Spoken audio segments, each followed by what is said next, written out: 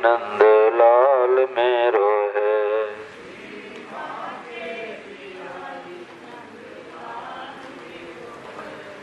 गोविंद मेरो है, गोपाल मेरो है।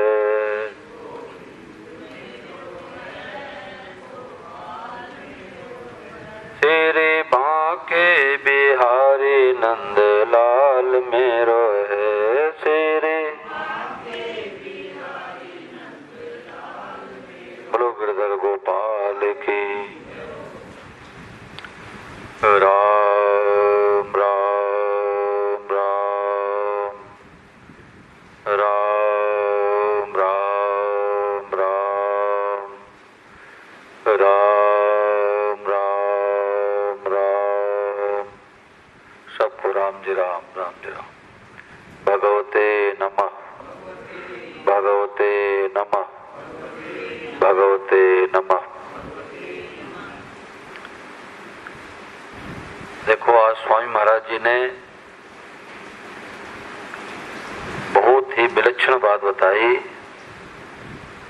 कि सब के सब अभी एमए पास हो जाओ, मनुष्य मात्र। जो महापुरुष होते हैं वो किसी को अपात्र नहीं मानते। जैसे टिकट हमारे को मिल गया तो हम ट्रेन में चढ़ने के अधिकारी बन गए। अब कोई कहे कि ट्रेन हमारे को बैठाएगी तभी मैं बैठूंगा, तो स्टेशन पर खड़े रहो। तो ऐसे मनुष्य ही मिल गया तो पूरे के पूरे अधिकारी बन गए। तो महाराज जी ने कहा कि सब के सब एमए पास हो जाओ, ABCD बाद में सीखो। तो लोगों ने कहा महाराज जी ये कौन सी पढ़ाई है? विद्यार्थी कक्षा 1 में जाता है, 2 में जाता है, ऐसे क्रमशः बढ़ते बढ़ते फिर BA में पास होता है। और आप कह रहे हैं कि पहले में पास हो जाओ फिर बाद में ABCD सीखो। तो महाराज जी ने कहा कि जो गीता कहती है, जो हमारे शास्त्र कहते हैं, जीवन मुक्त महापुरुष कहते हैं, उस बात को पकड़ लो, एमए पास हो गए। एक ने कही दूजे ने मानी, और गोरख कहे दोनों ज्ञानी।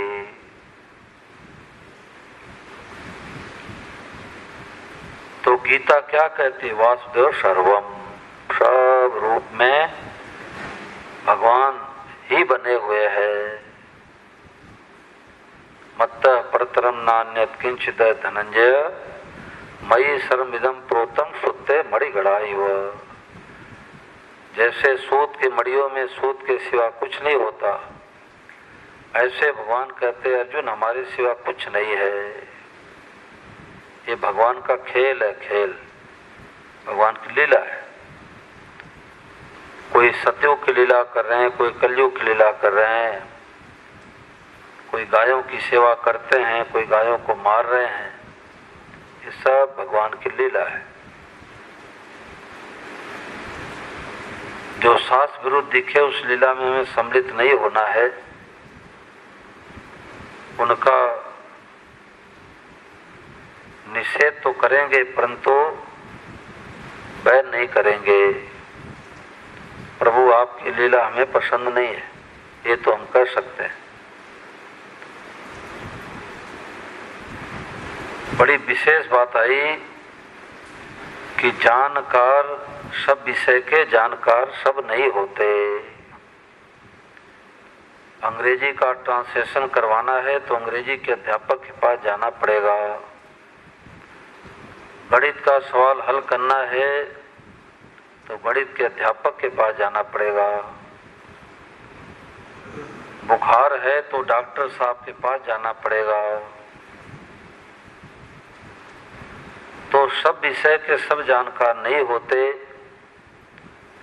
और हम लोगों के हृदय में बात बैठी हुई है, दिमाग की बात बैठी हुई है कि जो हम जानते हैं वही सब कुछ है।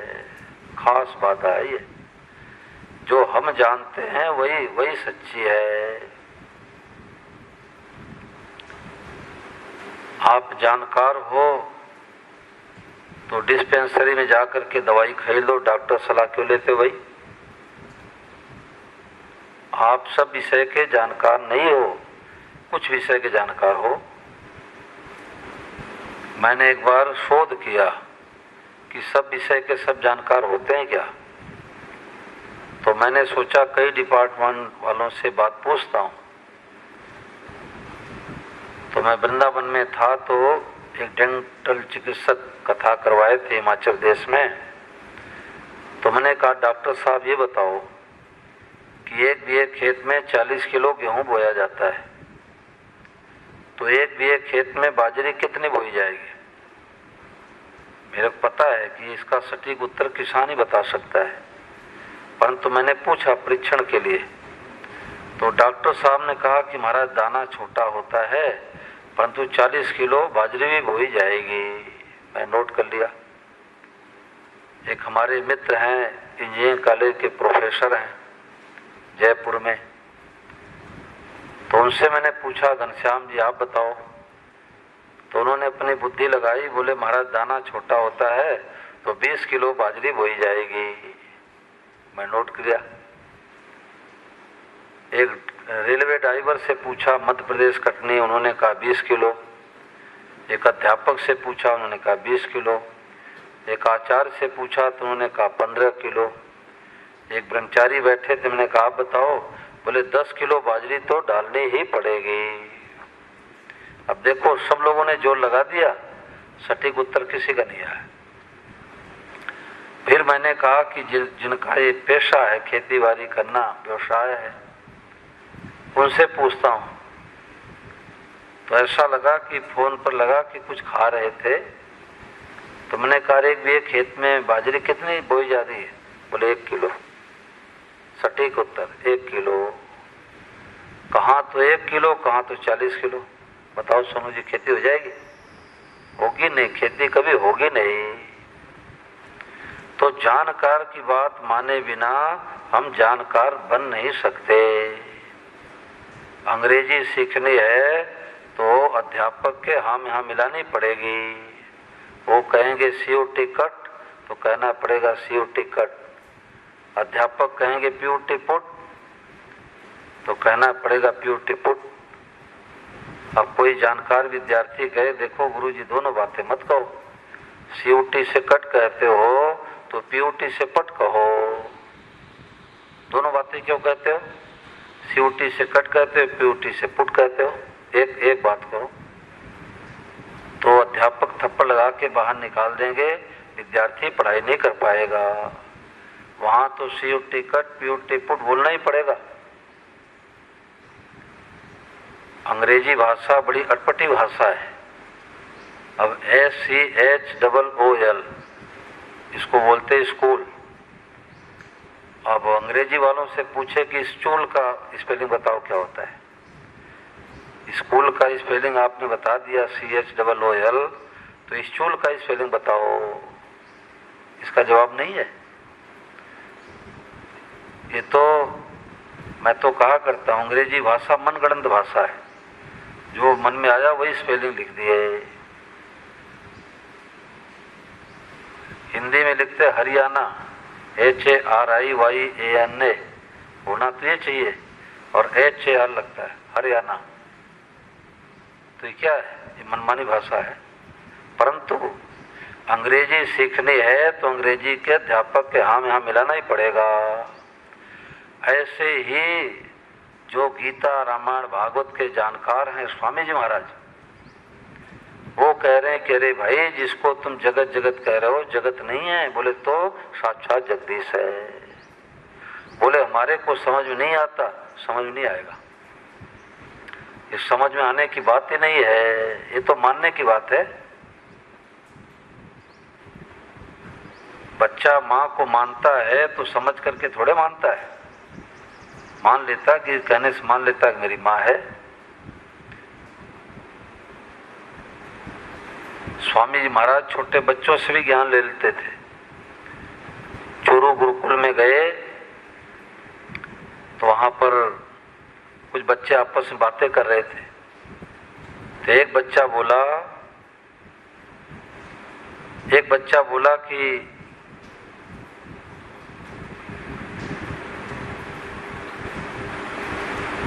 अरे ज्ञान क्या है, ज्ञान क्या है? आपस में बच्चे बात कर रहे थे तो एक बच्चा बोला कि ज्ञान क्या है, तो दूसरे बच्चे ने कहा कि ज्ञान क्या, बेरो पड़ गयो।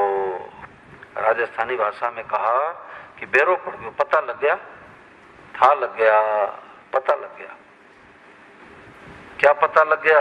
कि वो हो साक्षात भगवान ही है, क्योंकि बीजम माम सर्वभूतानां विद्य पार सनातनम बुद्धिर बुद्धिमतामस्मि तेजस तेजस्विनामहम्। संपूर्ण चीजों का बीज मैं हूं। अब पीपल का इतना विशाल पेड़ है और उसके बीज कितना होता है, छोटा सा बीज। पिताजी पुड़िया में बांध करके लाए पीपल के बीज को, तो छोटे से बेटे ने कहा, पिताजी आप क्या लेकर के आए हैं, कोई टॉफी बिस्कुट लाए क्या? बोले नहीं बेटा, ये तो पीपल का बीज है, क्या करोगे? बोले इसमें हाथियां लेकर के आऊंगा तो इसी में बांधूंगा। 6-7 साल के बालक ने कहा, पिताजी आपकी बुद्धि कैसी है? अरे इसको तो मैं निगल सकता हूं, फूंक दो तो उड़ जाएगा, इसमें हाथी कैसे बांधोगे? पिताजी ने मुस्कुरा के कहा, बेटा इसको खेत में गाड़ देंगे और इसमें अंकुर निकलेगा, वृक्ष बनेगा, तो एक नहीं 10 हाथियां बांध देंगे। 10 हाथियां बांधूंगा। तो जब संपूर्ण चीजों का बीज भगवान है तो सब कुछ भगवान ही बने। पिताजी कहते हैं कि बेटा ये आम का पेड़ नहीं है तो गुठली है, और बेटा कहता है कि पिताजी गुठली उठली कुछ नहीं है, आम का पेड़ है। अब बताओ भाई, पिताजी का उत्तर ठीक है कि बेटे का उत्तर ठीक है? बताओ पंडित जी, बेटे का उत्तर ठीक है, बेटे का उत्तर ठीक है कि पिताजी का उत्तर ठीक है? पिताजी कहते हैं कि गुठली सर्वम, गुठली के सिवा कुछ नहीं है, और बेटा कहता है कि पिताजी आम का पेड़ है, इतना मोटा तना है, करोड़ों पत्ते हैं, आम का पेड़ है। तो जिसको पेड़ दिखाई देता है, जिसको पेड़, लीलाधर जी, सब काम गौण कर देना चाहिए। नहीं तो विवेक को भेज दो, ये भेज दो, चला जाएगा। सत्संग की बातें, उसका प्रवाह रुक जाता है। कोई छेड़छाड़ होता है ना तो प्रवाह रुक जाता है। ऐसी मारी बातें अरबों खरबों रुपए लगाने पर नहीं मिलती। ऐसी आज मैं पढ़ के आया, आज मैं महाराज जी पुस्तक पढ़ा, सत्संग के अमृतकण। मेरा स्वभाव है कि सुबह उठते ही पहले पुस्तक पढ़ता हूँ, फिर शौच स्नान बाद में, तो हमारी दिन भर के लिए बैटरी चार्ज हो जाती है। दिन में मैं कई बार देखता हूँ, पढ़ता हूँ महाराज जी की बातें या श्री धवन जी की बातें। तो महाराज जी ने उसके 121 पेज पर कहा है कि सब कुछ भगवान ही बने हैं। यह बात हमने कहीं नहीं देखा। मुसलमानों में, यहूदियों में, पारसियों में, ईसाइयों में ये बातें कहीं नहीं मिलेगी। ये बातें केवल हिंदुओं में मिलेगी। और आजकल व्याख्यान दाता भी इस बात को नहीं जानते। महाराज जी ने कहा है, आजकल व्याख्यान दाता भी ठीक से नहीं जानते। अगर जाने तो यही बात कहें कि वो हो जगत नहीं है, साक्षात जगदीश है। तो ऐसी विलक्षण बातें, इसलिए महाराज ने कहा सब कुछ भगवान है, यही असली सत्संग है। अब यहाँ पहुँचना है, आप चाहे नाम जप करके पहुँचो, चाहे माता पिता गुरुजनों की सेवा करके पहुँचो, चाहे गीता रामायण पढ़ के पहुँचो, उत्तर यही आना चाहिए। आज ही महाराज जी ने सुनाया कि अगर हमें जगत दिखाई देता है तो हम हैं नास्तिक, और और जगत के जगह पर भगवान ही भगवान है, वो तो असली है आस्तिक। तो अब इस बात को चाहे अभी पकड़े, चाहे 10 सालों के बाद पकड़े, चाहे 10 जन्मों के बाद पकड़े, इस बात को पकड़े बिना असली शांति मिलेगी नहीं। इसलिए स्वामी महाराज ने कहा कि एकांत में रहने पर और तीर्थों में जाने का भी जो लाभ है, उससे ज्यादा लाभ सत्संग में है। क्यों कहा? क्योंकि सत्संग में सुलझी बातें मिलती है। तीर्थ में जाने से तो अपना साधन का बल है कि हम तीर्थ में जाएंगे तो पुण्य इकट्ठा होगा, तुम्हारा ये काम होगा या हमें भगवान की प्राप्ति होगी, उसमें तो करना है। परंतु सत्संग में तो कमाया हुआ धन मिलता है। पिता बनाया पचतला, बेटा छठी बनाए, और बाग लगावे सदगुरु, चेला फल को खाए। पिताजी 5 तल्ले का मजबूत नींव दे के मकान बना दिए, तो बेटा छठी बनाएगा कि नींव खोदेगा? बोलो, छठी बनाएगा। तो महापुरुषों का जो अनुभव हो गया, उस बात को पकड़ ले तो अब छठी बना दिया, छठी बना दिया।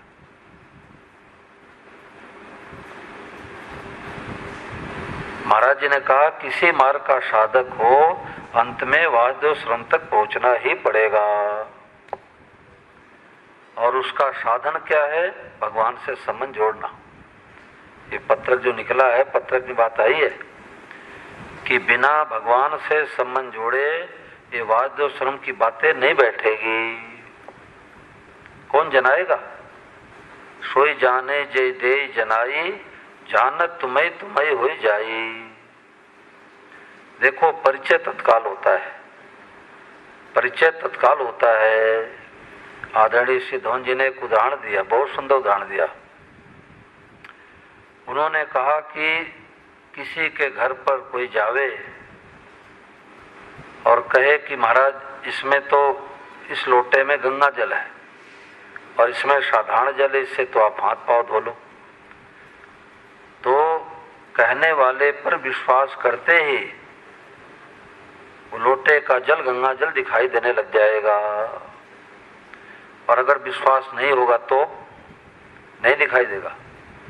तो भक्ति मार्ग विश्वास का मार्ग है, ज्ञान मार्ग विवेक का मार्ग है। उसमें खूब किंतु परंतु लगाओ, शरीर में क्यों नहीं हूँ, सही मेरा क्यों नहीं है, मैं सिरसा कराने वाला क्यों नहीं हूँ, इसमें खूब तर्क लगाओ, बुद्धि लगाओ। परंतु भक्ति मार्ग विश्वास का मार्ग है। एक ने कही दूजे ने मानी, और गोरख कहे दोनों ज्ञानी।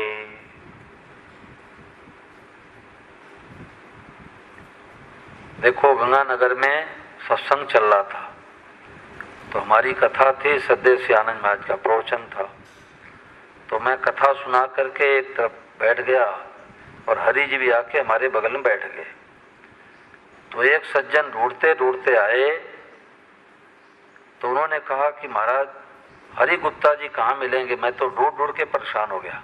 देखो, हरि जी तो सामने बैठे हैं और कह रहे हैं हरि जी को ढूंढ ढूंढ के मैं परेशान हो गया।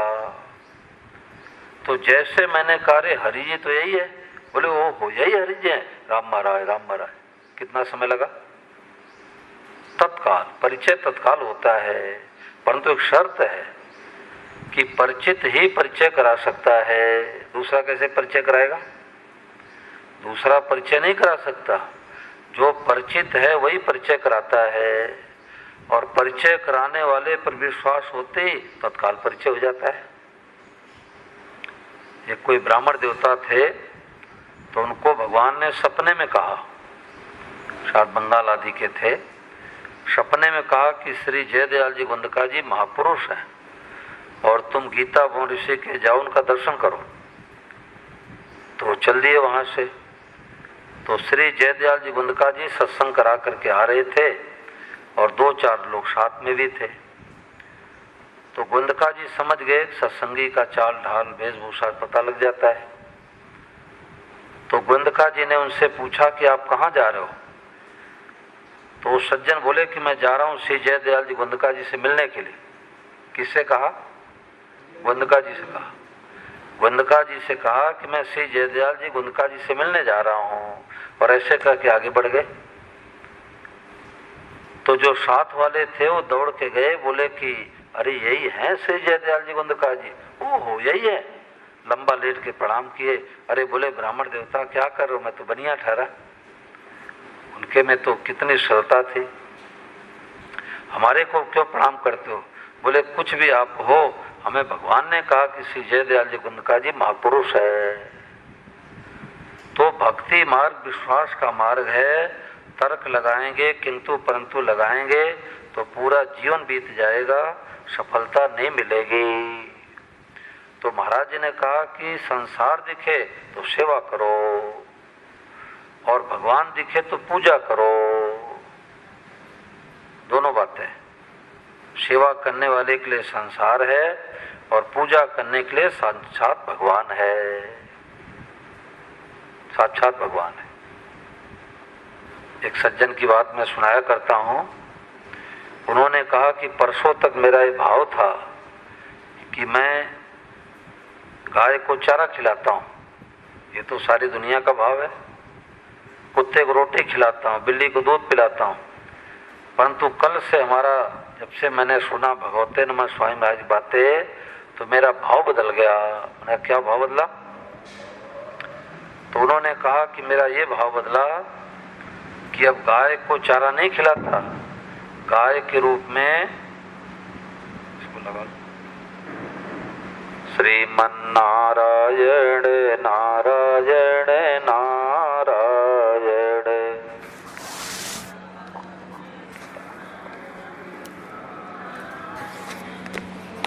श्रीमन्नारायण नारायण नारायण।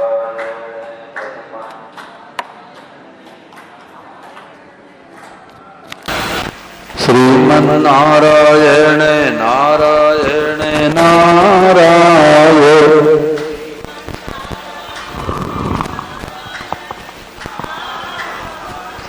भजमन नारायण नारायण नारायण भजमन। तुम सज्जन ने कहा कि परसों तक मेरा भाव था कि मैं गाय को चारा खिलाता हूँ, कुत्ते को रोटी खिलाता हूँ, बिल्ली को दूध पिलाता हूँ, परंतु कल से मेरा भाव बदल गया कि गाय के रूप में साक्षात भगवान को भोग लगा रहा हूँ। भावी का खेल है।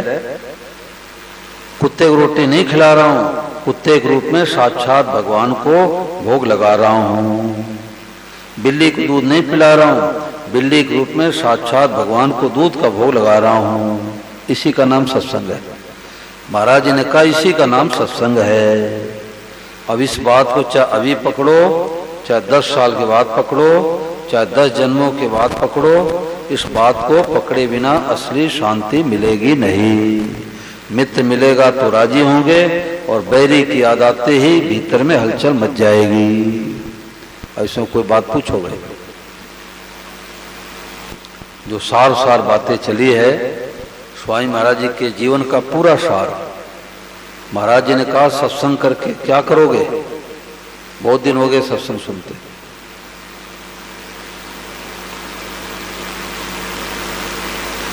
अब इसमें किसी मन में कोई बात आई पूछो। बातें पूछने से बातें खुलती है, और बिना पूछे पता नहीं लगता कि बात हमारे को समझ आई कि नहीं आई।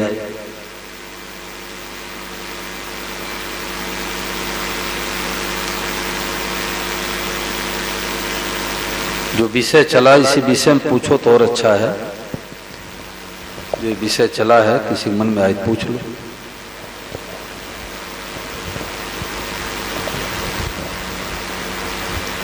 बताओ राजेंद्र जी।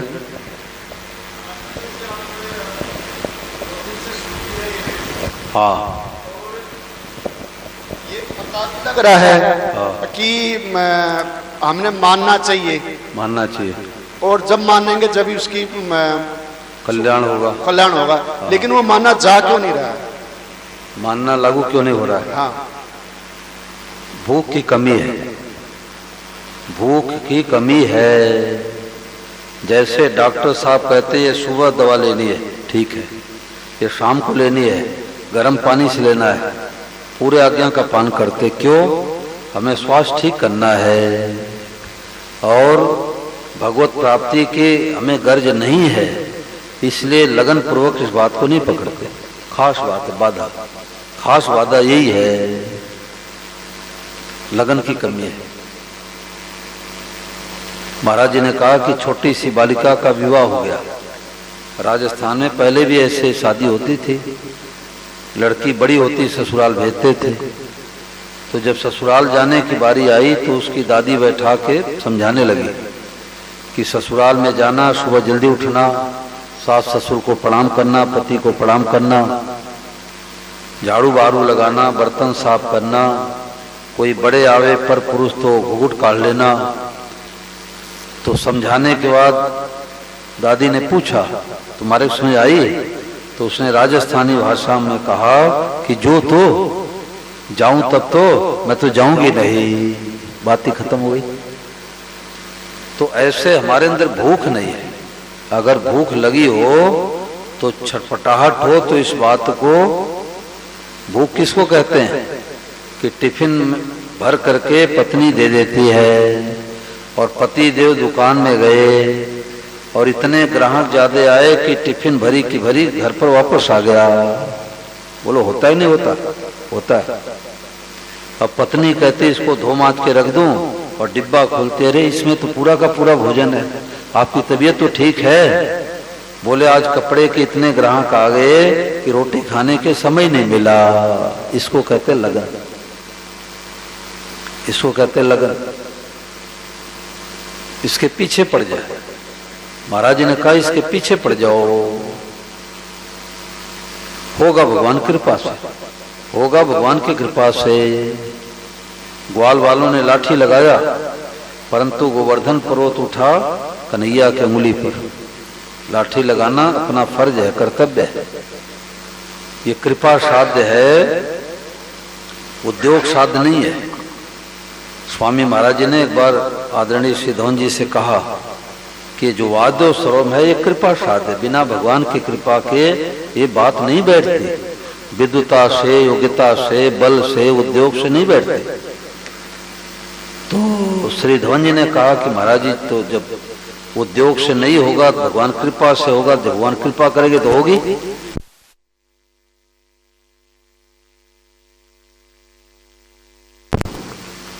राम राम। तो स्वामी महाराज ने कहा नहीं, ये बातें मैंने कह दी तो और तुमने सुन लिया तो कृपा हो गई, अब अलग से कृपा नहीं होगी। तो मेरे को फिर भी कुछ संशय रहा इस बात में। तो मैंने एक अच्छे महात्मा से पूछा, मैंने कहा कृपा साध्य क्या है?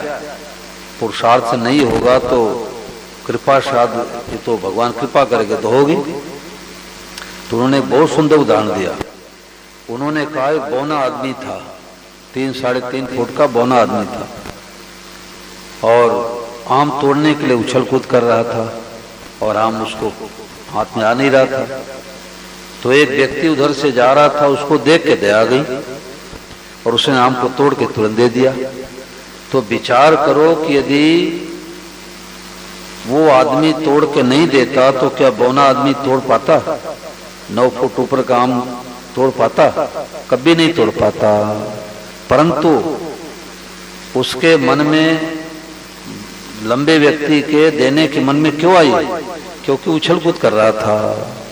तो हम आम नहीं तोड़ सकते परंतु उछल कूद तो कर सकते हैं। हम इस बात को नहीं पकड़ सकते, नहीं समझ पाते, नहीं मान पा रहे, उछल कूद तो करो, सत्संग करो, कीर्तन करो, भजन करो, गीता पढ़ो, रामायण पढ़ो, महापुरुषों के साहित्य को पढ़ो, उछल कूद तो करो, जानकार से मिलो। तो खास बात है कि लगन, केवल लगन की कमी है और कुछ कमी नहीं। मनुष्य से मिल गया तो कुछ कमी नहीं है, लगन की कमी है, भूख की कमी है। ठीक है ना राजेंद्र जी? और कोई बात पूछो, वकील साहब को दो कोई बात पूछे।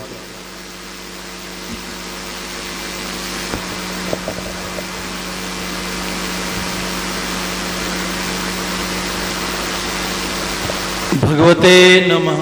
भगवते नमः। स्वामी जी, आपने जो प्रेजेंस ऑफ लॉर्ड और गॉड, भगवान की उपस्थिति की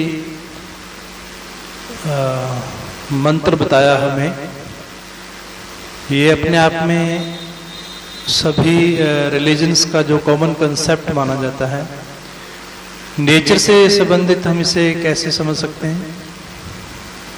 क्या बात है जी? नेचर के साथ इसको कैसे कोरिलेट कर सकते हैं? स्वभाव के साथ में कैसे कंप्रोमाइज करें, यही प्रश्न है ना। किसी का गलत स्वभाव है, उसके साथ में कैसे कंप्रोमाइज करें कि भगवान है, यही प्रश्न है ना। नेचर मीन्स ह्यूमन नेचर है। हाँ, मतलब किसी का स्वभाव बिगड़ा हुआ है, उसको भगवान कैसे माने? हाँ जी, यही तो प्रश्न है ना। जी जी। तो भाई कोई कलयुग की लीला कर रहे हैं, कोई सत्युग की लीला कर रहे हैं, है भगवान ही है, भगवान ही। एक सज्जन हिसार के बोले कि मैं सुबह सुबह जा रहा था 6 बजे, तो एक व्यक्ति शराब के ठेके पर शराब खरीद रहा था। तो स्वतः ही बात आती है। तो उन्होंने कहा कि देखो कितना पापी व्यक्ति है कि सुबह पूजा पाठ करना चाहिए, मंदिर में जाना चाहिए, और एक तो शराब खरीद रहा है। बोले इतने मेरे को याद आ गई कि ओ हो, है कौन? साक्षात भगवान हैं। बोले भगवते नमः। ये कलयुग की लीला कर रहे हैं, लीला नहीं देखनी है। ठीक है, हम उनका समर्थन नहीं करेंगे, हम उनका समर्थन नहीं करेंगे, उनका सहयोग नहीं करेंगे, उनके साथ उठेंगे बैठेंगे नहीं, पर है भगवान ही। आया कहाँ से? आम के पेड़ में हजारों आम लटके पड़े हैं, कोई तो बहुत सुंदर आम पका हुआ खाने का मन करता है, और कोई एकदम काला पड़ा हुआ है। पुटली से आया कहाँ से? और हम उसको भगवान नहीं मानेंगे तो दुर्लभ महात्मा कैसे बनेंगे? वासुदेव सर्वम, जब सबको भगवान नहीं मानेंगे तो दुर्लभ महात्मा कैसे मानेंगे? तो बर्ताव अलग अलग करेंगे, मानने में सब भगवान। और यदि हम माने कि पापी है, देखो शराब खरीद रहा है, तो हमारा मन गंदा हुआ, हमारा मन उल्टे गंदा हुआ, ये तो पापी है, हम धर्मात्मा है, उल्टे अभिमान आएगा, उल्टे अभिमान आएगा। तो उसका सहयोग नहीं करना है, उसका समर्थन नहीं करना है, परंतु भीतर से माने कि है भगवान, कलयुग की लीला कर रहे हैं, ये बात है। कोई लेनदार बन के आएगा, कोई देनदार बन के आता है। कोई पत्नी पति को दुख देती है, कोई सुख देती है, कर्मों के फल के अनुसार ये तो होगा ही होगा। परंतु सुख दे तो भगवान, दुख दे तो भगवान। अब 56 प्रकार के भोग में रसगुल्ला भी होता है और करेले का साग भी होता है, एक मीठा होता है, एक कड़वा होता है, परंतु क्या 56 प्रकार का भोग नहीं हुआ तो 56 प्रकार का ही भोग के अंतर्गत है। और बोलो राम जी। भगवते नमः। भगवते नमः। राम जी, महाराज जी शरणागति का प्रयास पूरा कर रहे हैं, लेकिन अपने बल का भी याद आ जाती है कि अपना बल लगाएं, शरणागति पूर्ण नहीं कर पा रहे हैं। उसमें महाराज जी का ये था कि करने में कसर मत रखो, करना तो है ही, परंतु होगा भगवान की कृपा से, अपने बल से नहीं होगा, होगा भगवान की कृपा से। अपने बल का आश्रय रखेंगे तो अभिमान आएगा कि मैंने किया। एक तपस्वी था, तो 25 साल तक नंग धड़ंग रह करके पत्थर पर बैठ करके सर्दी गर्मी बारिश में तपस्या किया। फल फूल पत्ती तोड़ के खा लेता, नदी का जल पी लेता। तो 25 साल के बाद भगवान प्रकट हुए। तो भगवान ने कहा कि भाई तपस्वी, तुम्हारी तपस्या से मैं प्रसन्न हो गया, हमारे जो वरदान चाहो मांग लो।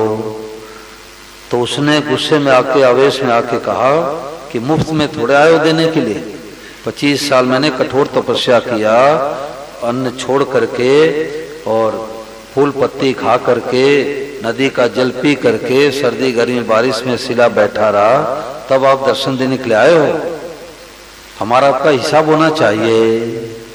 भगवान ने कहा भाई तू हिसाब किताब चक्कर में क्यों पड़ता है, जो मांगना है तू मांग ले। उसने कहा नहीं, आप बड़े निष्ठुर हो, हमारा आपका हिसाब होना चाहिए। इतने में पेड़ बोल बैठा कि हमारे को 25 साल तक नोच नोचे खाया है और 25 साल तक मैं इसको नोच नोचे खाऊंगा, दो हिसाब। शिला बोल बैठी कि 25 साल तक मेरे ऊपर बैठा था और 25 साल तक मैं इसके ऊपर बैठूंगी, दो हिसाब। नदी बोल बैठी कि 25 साल से हमारा जल पिया है, अब इसके खून को मैं पीऊंगी, करो हिसाब। तो भगवान के कृपा से ही होता है, पुरुषार्थ तो लगाना चाहिए। जब ग्वाल वालों ने सब लोग चिल्लाने लग गए कन्हैया बचाओ बचाओ, इंद्र ने 7 दिन तक मूसलाधार बारिश कराया। तो ग्वाल वालों से कन्हैया ने कहा भैया लाठियां लगा लो। 200-400 ग्वाल वाल अपने लाठियां लगा दिए। तो लाठियां लगा दिए तो कन्हैया भी अपने बाएं हाथ की उंगली लगा दिया। तो ग्वाल वालों के मन में आई कि ये कन्हैया छोटा सा बच्चा झूठ मूठ का उंगली लगा रखा है और ये तो हम लोग हट्टे कट्टे जवान पहलवान हैं, हमारी लाठियों पर पर्वत टिका है। और भगवान समझ गए, भगवान तो अंतर्यामी ठहरे। भगवान समझ गए। भगवान ने कहा देखो भाई ग्वाल वालों, हमारे को भूख लग रही है, प्यास भी लग रही है, नींद भी आ रही है, तो हमारे को छुट्टी दो, 1 घंटे के लिए छुट्टी दो। ग्वाल वालों ने कहा हाँ हाँ कन्हैया तू जा, 1 घंटे क्या 4 घंटे सो जा, भोजन कर ले। तो कन्हैया ने कहा कि अपने अपने लाठियां लगाए रखना। और जैसे कन्हैया ने अपने उंगली को नीचे करने लगा तो पर्वत भी नीचे आने लग गया। तो ग्वाल वालों ने कहा बचाओ बचाओ, कन्हैया ने कहा लाठियां लगाओ। अरे लाठियां तो लगाओ परंतु पर्वत तो उठेगा भगवान के उंगली पर। ऐसे अपने पुरुषार्थ में लगाने में कसर नहीं रखना है, आलस मात बिल्कुल नहीं करना है, परंतु होगा भगवान की कृपा से। और पीछे पड़े रहेंगे और लगन होगी। कोई बेटा चाहे, मकान चाहे, दुकान चाहे, कुलपति बन जाए, नाक रगड़ ले, भगवान नहीं देते। भगवान कहते जितना दिया उतने तू फंसा पड़ा है, और दे दूंगा तो और सत्संग में आने में तुम्हें बाधा लगेगी, वो नहीं देते। परंतु कोई भगवान के शरण होना चाहता है, कोई सब रूपम भगवान को देखना चाहता है, तो भगवान इसमें पूरी अपनी शक्ति लगा देते हैं कि जरूर ये होगा। भगवान की शक्ति काम करती है। अपने तो लगन होनी चाहिए। बार बार पढ़े, महाराज जी की पुस्तकें पढ़े, और इस बात को समझने के लिए शरणागति का सार है वासुदेव सर्वम। शरणागति का सार है वासुदेव सर्वम, सबसे अंतिम बात। हम लोग आसाम में गए थे तो वहां के लोगों ने कहा डिब्रूगढ़ भारतवर्ष का अंतिम स्टेशन है, उसके बाद चाइना देश लग जाता है। तो ये सबसे ऊंची बात है, इसके आगे कोई बात नहीं। ये बात जी महाराज जी। तो अब सब लोग खड़े हो जाएं, यही 5 परिक्रमा कर लेते हैं। बाहर की प्रवृत्ति तो हो ही गई है।